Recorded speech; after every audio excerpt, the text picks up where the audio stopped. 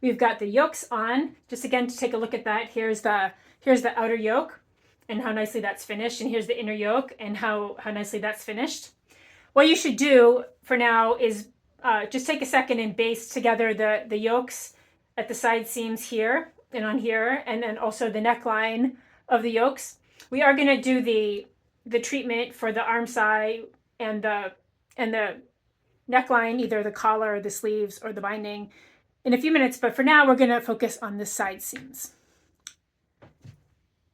For the side seams, you have two options. You can either just do it like a regular seam, just, right sides together, so a 5/8 of an inch seam allowance, and then just finish that seam however you want.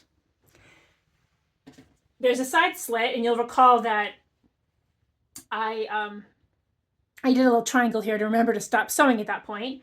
And if you want the side slit, stop sewing there, and I'll show you how to hem those side slits in a minute. But if you don't want the side slits, you can just sew all the way to the hem. I like the side slits because I think it adds an interesting additional dimension of motion and drama to this garment, but you can do what you want. Of course, it's your garment. But if you do want to do if you have the inseam pocket, you're probably going to have to go with a regular seam treatment, because it's kind of hard to do a French seam if the inseam pocket's there, because the inseam pocket's kind of in the way. I mean, you can do it, but it's just pretty fussy. So that's what I recommend, but if you feel like a challenge, feel free, go ahead. What I'm going to do is show you now here on this one, which has the patch pocket, you'll recall, how to do the French seam. Again, it's one of these things where you have to sort of start by sewing things it feels a little backwards, and you have to sort of sew it twice. Similar to how we did the yoke. It's pretty easy once you get the hang of it, and I'll show you how it goes. Start by laying your duster out here, flat. You've got these are the fronts, and you've got the right side of the fronts up, and then inside, this is the wrong side of the inside, of course. Lay it out like this. And you're going to sew your side seams with a scant seam allowance. You're going to sew it with about 1/4 of an inch, or maybe 5 or 6 millimeters down along here, stopping at the notch for the slits if you want it. So sew both of those, and you're going to sew wrong sides together. So I have this laid out this way where it's wrong sides together, correct? So do that. Then what we're going to do is you're going to trim that down a tiny bit. You're going to turn it inside out, give it a good press, and then you're going to sew it again right sides together with a larger seam allowance, so that this little skinny seam allowance that you sewed is captured inside the larger seam allowance. That's what makes a French seam. It's a self-finishing seam. It's a beautiful treatment, especially if you are using a really light fabric. If you're using any kind of a sheer fabric, it's really the way you want to go, because you don't want to have some, raggedy looking serger seam or something like that, if you can help it. If you are using a heavier fabric, you might not really want to do a French seam. It's really only suitable for light fabrics, sheers, and things like that. So now I'm going to just get this pinned up. I'll take you over to the sewing machine, and I'll show you how it goes. All right, I've got my machine set back at a regular stitch length of 2.5 millimeters or so. And then what I like to do is usually just move my needle over till I get to that 1/4 inch. If you have a foot, like a quilting foot or something, that gives you 1/4 of an inch, or a 6 millimeter, 5 millimeter, 6 millimeter seam allowance, feel free to use that. And then it's just a regular seam.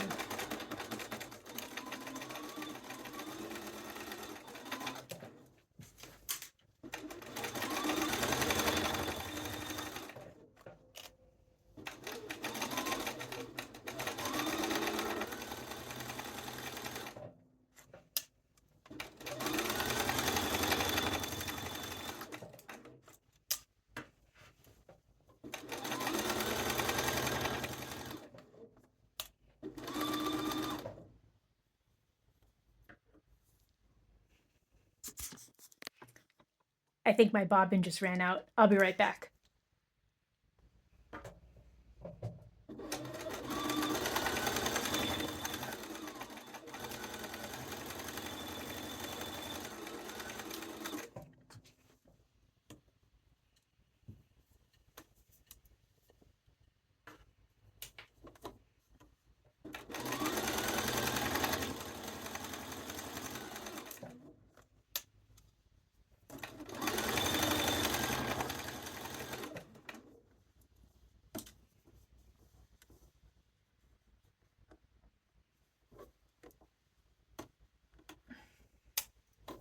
All right, and here's the side slit right here, so I'm going to stop.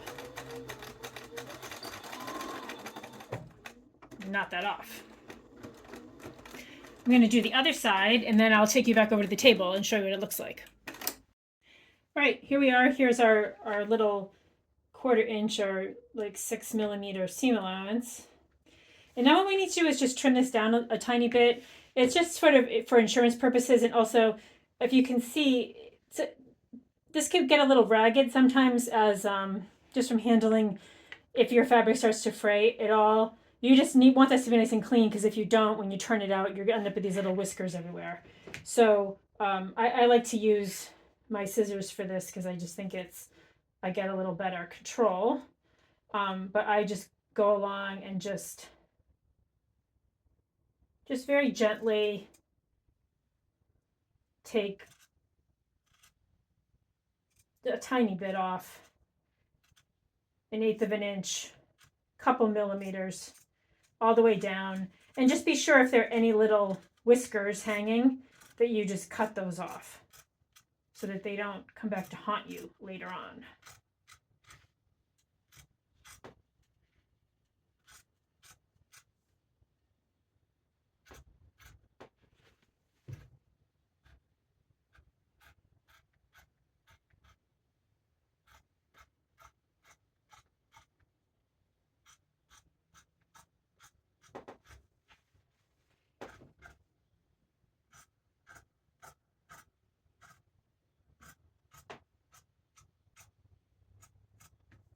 All right. So you can see how that's nice and clean. This one that I just did, and by comparison, here's what the what the other one looks like. You can see that how ragged that is. So I'm going to trim that down, and I'll show you the next step. Okay, here are our nicely trimmed down seams. Now here we're over at my pressing station, you'll notice, because the next thing that we want to do is we need to press these little seam allowances, and you can press them. You just really want to make sure that they're just lying flat. So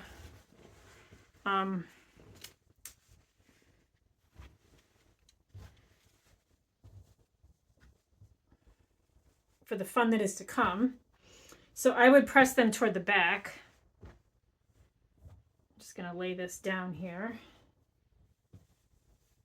Just with my finger, make sure that everything is nice and flat. And then just give it a quick press.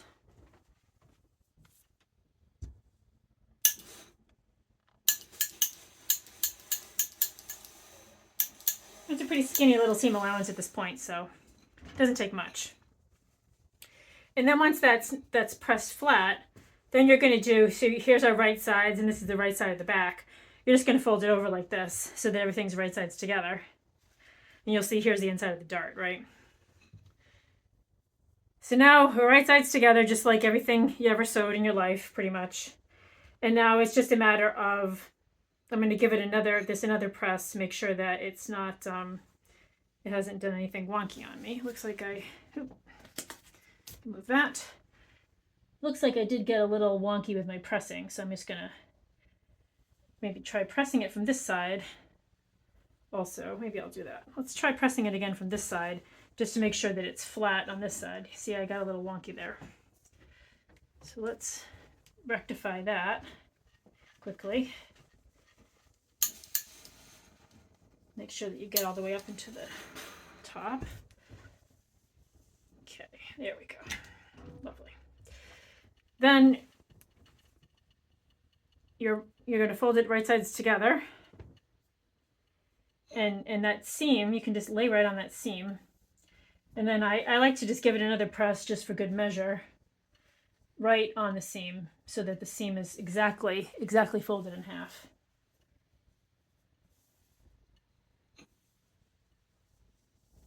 Okay.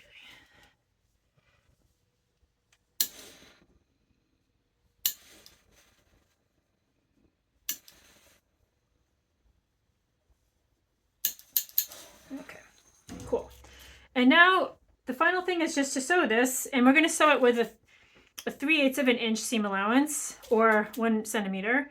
So as you can see, 1 centimeter, I mean 3/8 of an inch plus 1/4 of an inch equals 5/8 of an inch, or thereabouts, and you'll end up with your regular seam allowance in the end of 5/8 of an inch, or 1.5 centimeters. So that is the way that you should let that roll. So I'm going to take you over to the machine and I'll show you what that looks like. Okay, here we go again. It's just, I would use the same 2.5 millimeter or so straight stitch, and it's going to be make sure if you moved your needle over, you move it back in the center.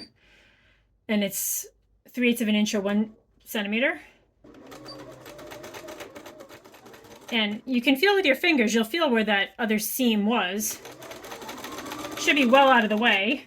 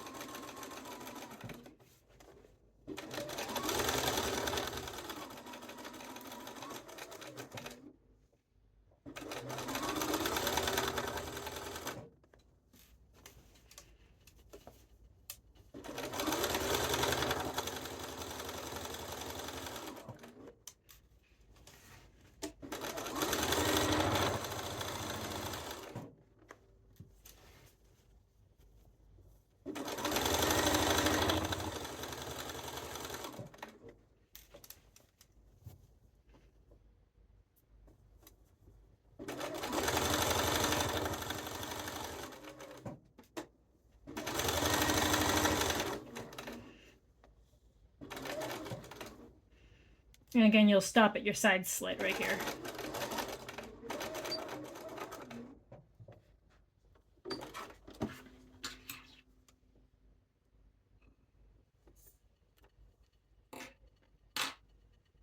Here we have a nice French seam. This is what it looks like on the inside.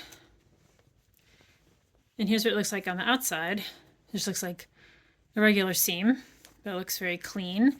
And on the inside, it looks like this, and it's your raw edge is encased in there.